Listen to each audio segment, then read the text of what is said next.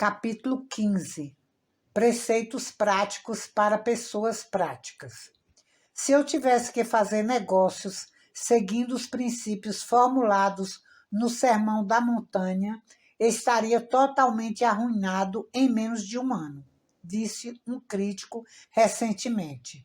Isso porque é absolutamente impraticável seguir a Bíblia em nossas atuais condições econômicas. É impossível viver de acordo com ela. Se isso é verdade, aqui está uma boa razão para o ceticismo nas questões de fé e de religião do mundo, mas como num tribunal é sempre permitido ao acusado um julgamento justo, então vamos examinar a Bíblia do começo ao fim antes de julgá-la. Quais são as acusações específicas? Porque elas são incontáveis, respondeu o crítico, mas para citar apenas algumas delas, vamos tomar certas passagens como: bem-aventurados os pobres em espírito, porque deles é o reino dos céus. Bem-aventurados os mansos, porque herdarão a terra.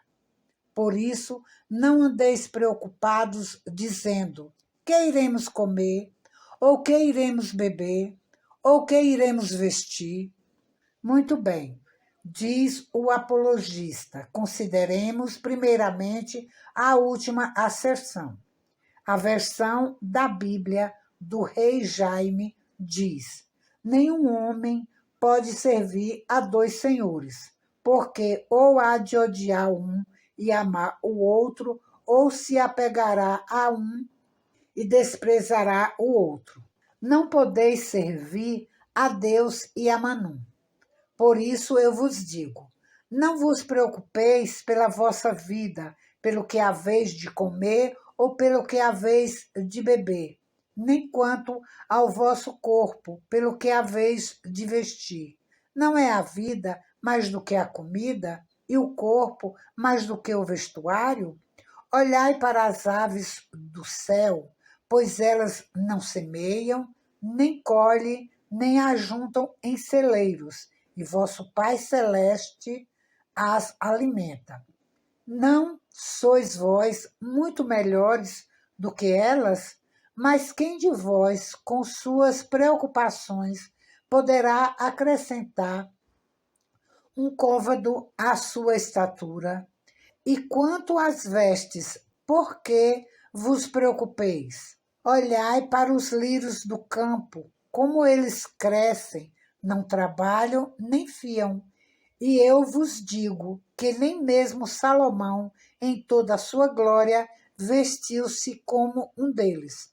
Portanto, se Deus assim veste a grama do campo, que hoje existe e amanhã é lançada no forno, não vos vestirá muito mais, ó vós de pequena fé? Portanto, não fiqueis ansiosos, dizendo: o que comeremos, ou o que beberemos, ou com que nos vestiremos? Porque todas essas coisas os gentios buscam. Porquanto vosso Pai Celeste sabe que necessitais de todas essas coisas, mas buscai primeiro o reino de Deus e a sua justiça, e todas essas coisas vos serão acrescentadas.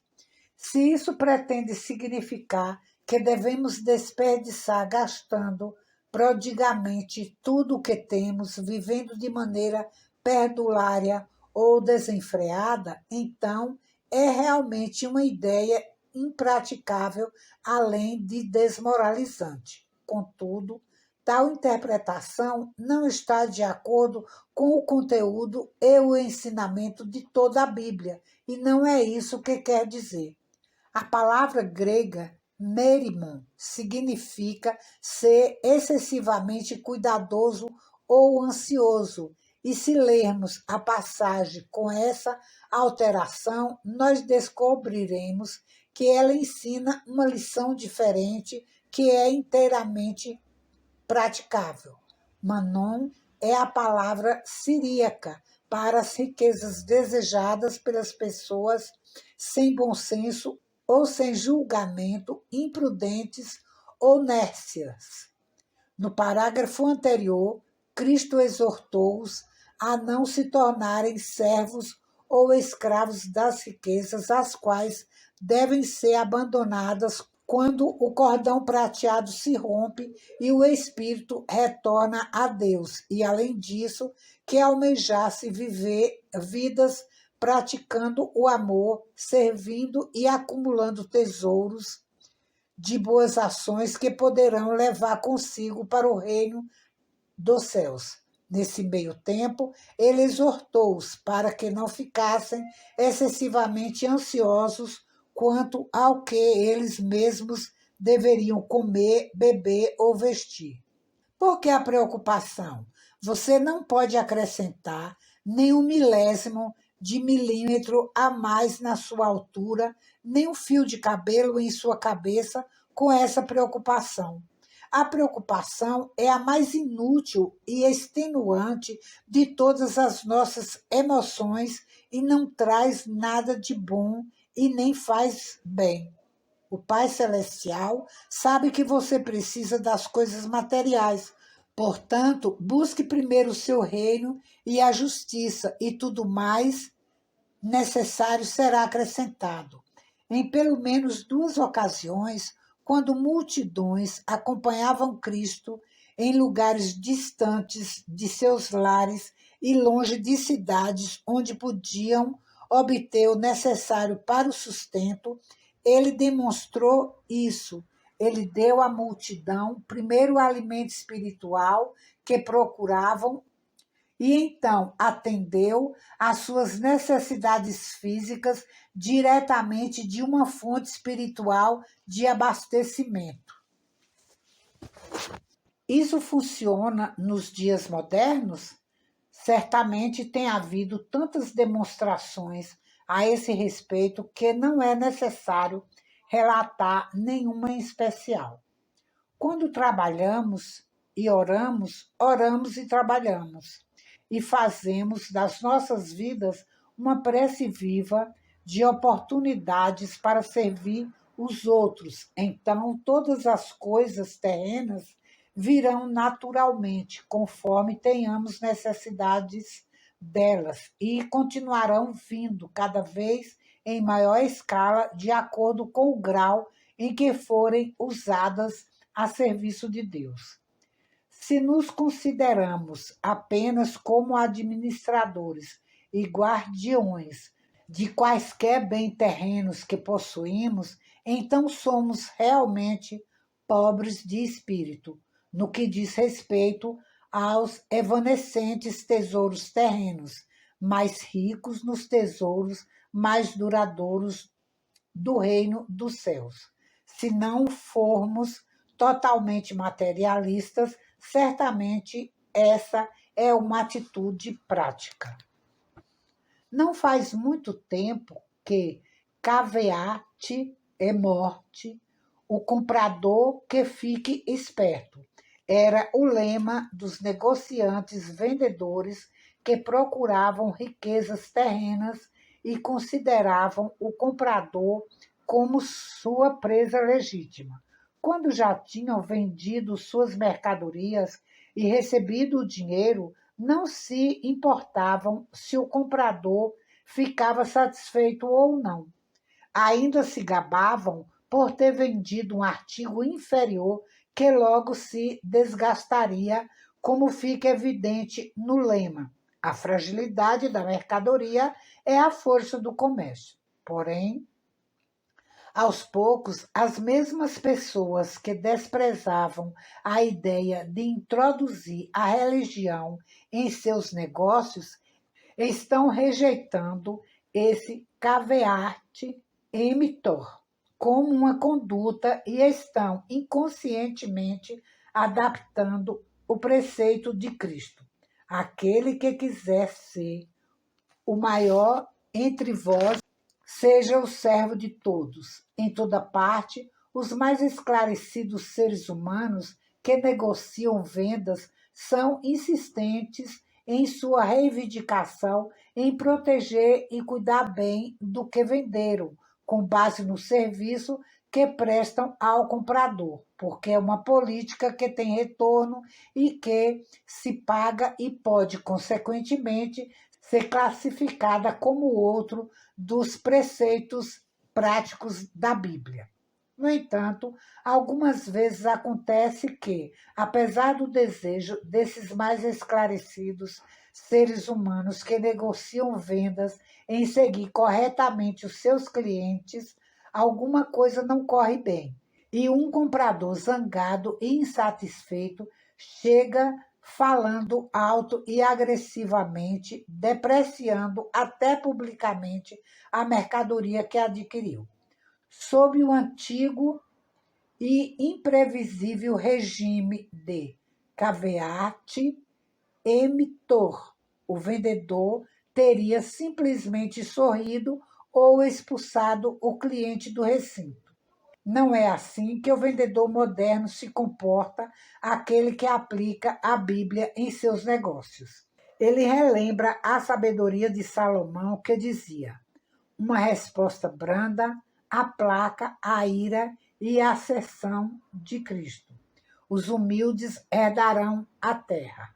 Assim, ele se desculpa pelos defeitos da mercadoria, oferece uma restituição e o comprador, anteriormente insatisfeito, sai sorrindo e ansioso para contar a forma corretíssima como trataram. Então, obedecendo os preceitos práticos da Bíblia, mantendo sua disposição de mansidão, de suavidade e de humildade, o vendedor ganha mais clientes que confiam nele e tem certeza de que receberão um tratamento justo e o lucro adicional nas vendas será suficiente para equilibrar a perda ocasionada pelas mercadorias que causaram a insatisfação dos outros clientes.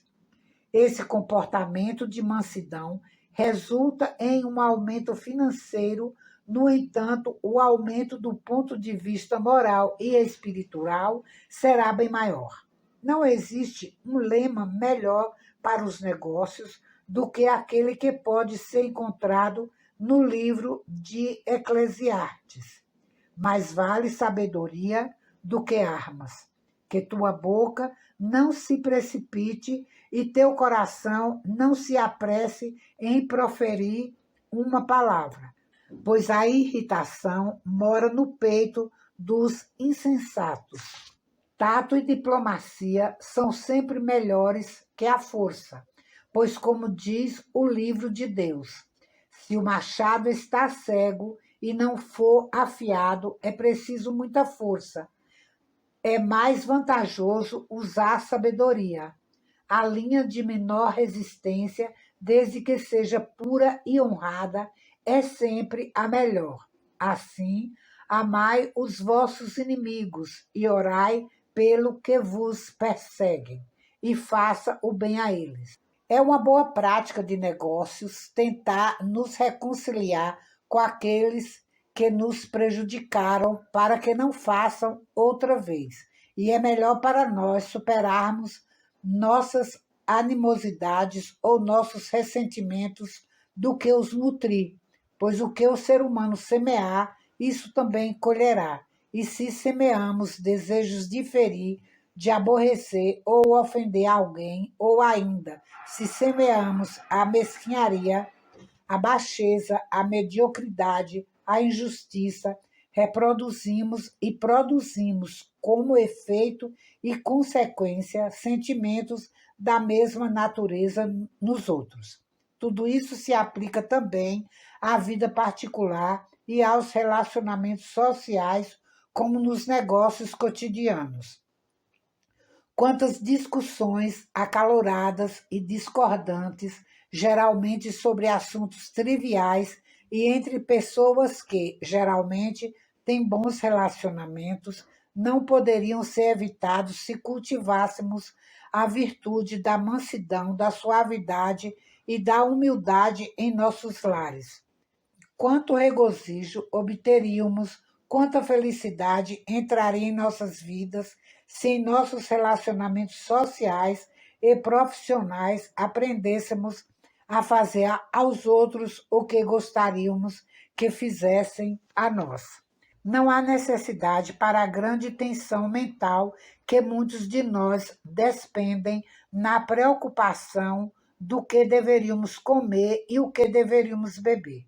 Nosso Pai Celestial possui a terra e toda a abundância que nela há, os rebanhos de animais e tudo mais em milhares de campos são deles. Se aprendermos verdadeiramente a entregar nossos cuidados a Ele, não há dúvida que a solução para resolver todas as nossas dificuldades será providenciada.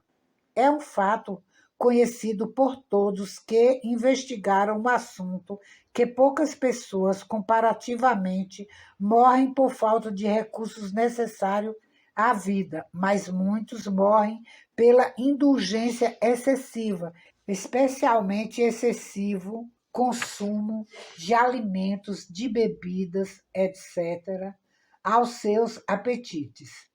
É a experiência prática e constante do autor e de muitas outras pessoas que, se nós fizermos fielmente o nosso trabalho do dia a dia, da forma como ele se apresenta diante de nós, dando o melhor que pudermos, o melhor da nossa capacidade, os recursos para o amanhã sempre serão fornecidos. Se seguirmos as instruções da Bíblia, fazendo tudo como se fosse para o Senhor, não importa que linha de trabalho honesto realizemos, nós estaremos então, no mesmo tempo, buscando o reino de Deus. Mas se formos apenas servos temporários, trabalhando por medo ou favor, não poderemos esperar ser bem-sucedidos a longo prazo. Saúde, riqueza e felicidade podem nos servir por pouco tempo, mas fora dos fundamentos sólidos da Bíblia não pode haver prazer duradouro na vida e nem a real prosperidade nos negócios.